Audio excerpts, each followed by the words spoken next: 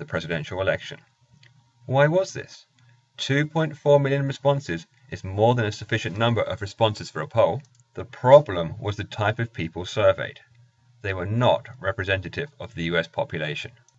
The Literary Digest surveyed its own subscription readers and got lists of people to survey from the phone book and registered car owners.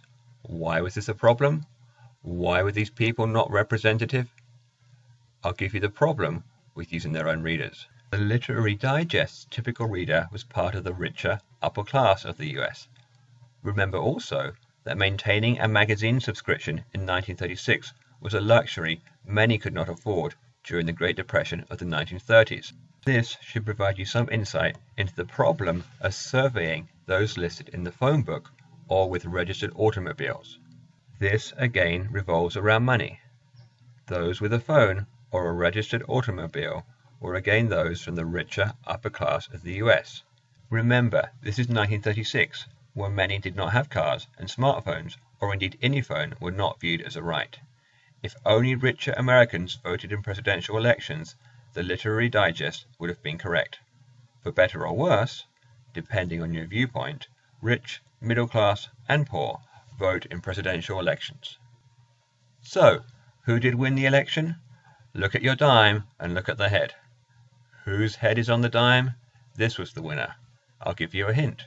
The 32nd president went by the initials of FDR, Franklin Delano Roosevelt. And with that victory, the US gained what is commonly accepted as the second or third greatest US president.